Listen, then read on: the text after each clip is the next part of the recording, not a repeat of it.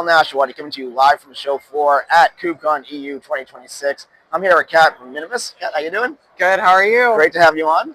So happy to be here. This is our second time or third time getting together, so I think this is great. Yeah, we're pretty used to each other by now. Yeah, it's pretty cool, pretty cool. So tell me what's going on with Minimus and the show.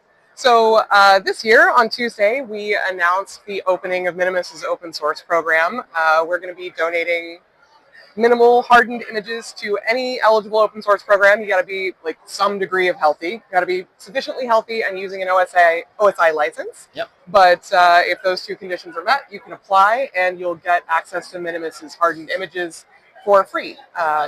Same service we give our paid clients. You're not going to get like a trimmed down version of it. You get access to signed SBOMs. You get access to the threat intelligence dashboard, just like anybody else. Yeah, that's really cool. I mean, that's really generous for you to give back to the community like that. I mean, it's really important. Yeah, I think it's actually like critical that anybody who's making money off of open source finds a way to give back to it. There are a lot of ways to do that. You can donate money to a foundation. You can donate your paid product. Yep. You can donate engineering hours. But it's important that we do something. This is our collective responsibility. Yeah. And we're not immune from that responsibility just because we're a startup. No, of course. I mean, I know that some of the larger companies out there, like NVIDIA just invested a ton of money. Google just invested a ton of money. So that's great. I mean, it's great to see that coming back into the community. That really helps drive the community forward, too. It does. We need it. Like, even in Kubernetes, the overwhelming majority of our contributors are working in their spare time for free. It's vanishingly rare for a company to pay like full-time employees to contribute to open source. So most of us are doing this out of the goodness of our hearts. I'm very lucky in that Minimus does have me do what I do for Kubernetes on company time. But that's not true even for most of the steering committee. So well, I mean, it's definitely there's passion. There's love in it, right? You know, you have to kind of like love what you do, otherwise, why do you do it, right? Yeah, but it's a security issue for everybody too. Oh, because sure. if we're not supporting these projects in any ways we can, they can and do fall over and cause widespread negative impact across the industry. For sure. Like we shut down Ingress Nginx on Tuesday morning. We did it live on stage, which is very cool. I'm glad the maintainer got to do that. But that shutdown was ultimately the result of it being ignored for years. Like years and years of the maintainers begging for help and not getting it because it's not a flashy name, but it was being used by 50% of cloud native environments. Oh, I use Intuit, I use QuickBooks, and I logged in and it told me an Nginx problem. It gave me a bad request. So I'm like, it happened. Right? So that's a paid commercial product. So it's really, really critical that we all do everything we can. And what we can do is give away our images to open source projects for free. And Minimus gives away my time to Kubernetes. I'm on the steering committee. I'm a tech lead for SIG-Docs. And I own the release team sub-project. And all of that happens during company hours. So I would like to see other companies do more. Of course, yeah. So I've been watching the booth. The booth is being really crazy. Lots of traffic. Tell me about that. What are people asking? It has been absolutely wild. A lot of questions about just not believing the numbers. Like how is 98% CVE reduction doable? Sure. So I realize that it sounds like a fantastic claim that we can get the number of CVEs down that low, but the images contain nothing but whatever you need and its direct dependencies, and they get automatically patched anytime upstream releases an update. It's like a 48-hour SLA, which to me sounds outrageously fast, but it's distroless functionally, right? It's we're going with an additive approach, not a subtractive approach. So we're not taking the public image and stripping things out of it. We're building the whole image from the ground up, so that there is sometimes no CVEs.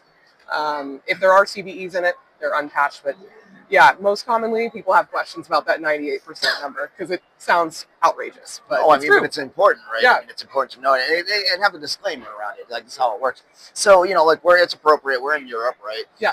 You have governance, compliance, regulations. That's a big factor. Yeah. Data sovereignty is a big factor. Yep. Security, obviously, is a big factor. So imagine that the show is kind of driving a lot of those questions as well. It is, because people are still panicking a little about the CRA, the Cyber Resilience Act. Yep. There was a keynote about it yesterday, actually.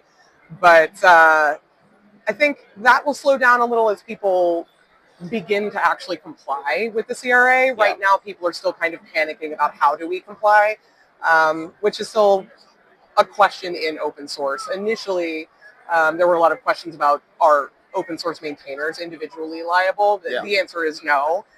But it's such a complicated piece of legislation. Everybody is still kind of confused. Yeah, for sure. Well, and it's been changing. Yeah. So like by September this year, 2026, all reporting has to comply. Yep. Right. By the December 2027, all applications have to comply. Yeah. And there's some steep penalties if you don't like jail time. Incredibly steep penalties. So nobody's putting their name on these things because they're scared, right? They're like, like this is crazy, right? They're real scared, but it is necessary to me.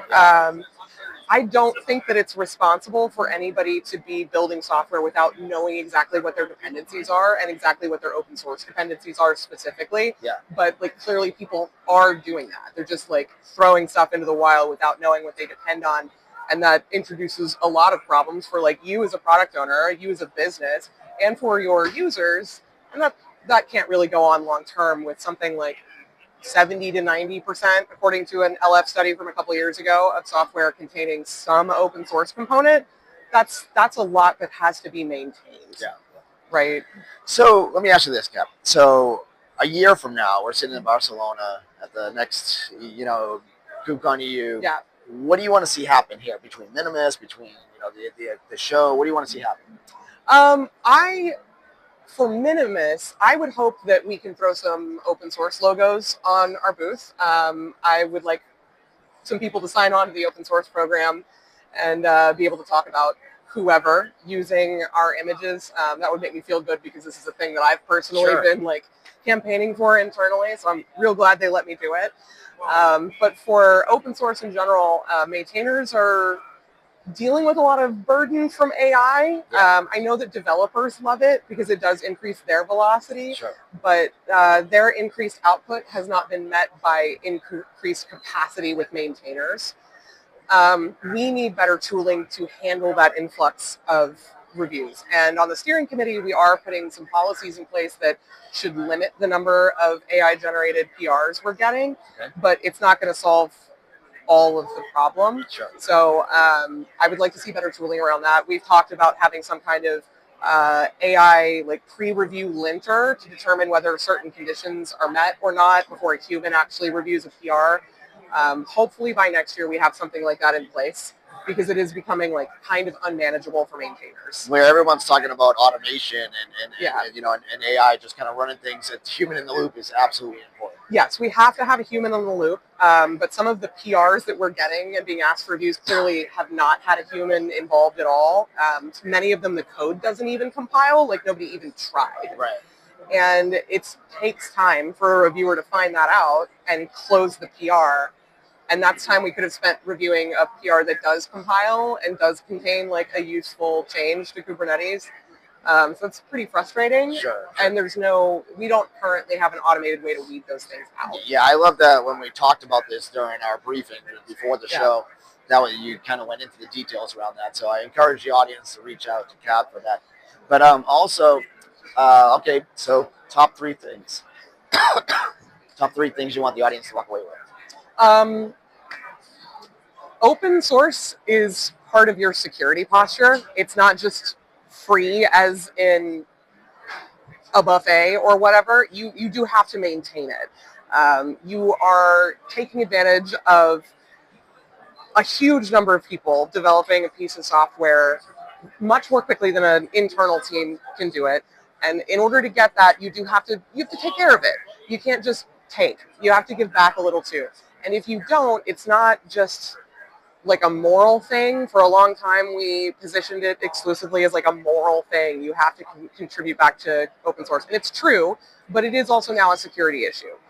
We're seeing projects fail entirely or be taken advantage of and cause issues for users because of a lack of maintenance. And that's not good. So that is your moral, maybe legal, and security obligation as a business. Contribute back to open source.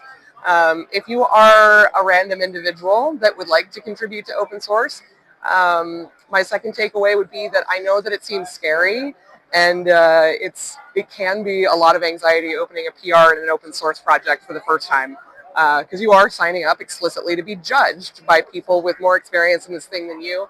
But we're really nice, and we are all absolutely desperate for help. So if your PR is not ideal, we will help you get it into a state where it is ideal.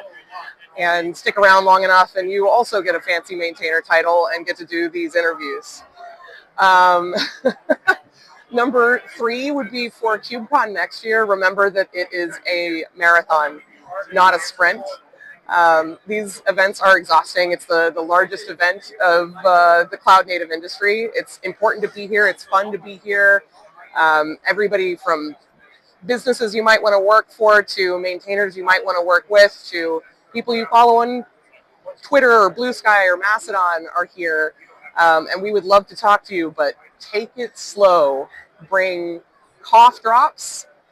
Wear comfortable shoes. Yes. And make sure you have ibuprofen with you. Yes, yes, yes, and yes. Yes. Kat, it's always great talking with you. Thank you very much. Paul Nashwati coming to you live from the show floor at KubeCon 2026.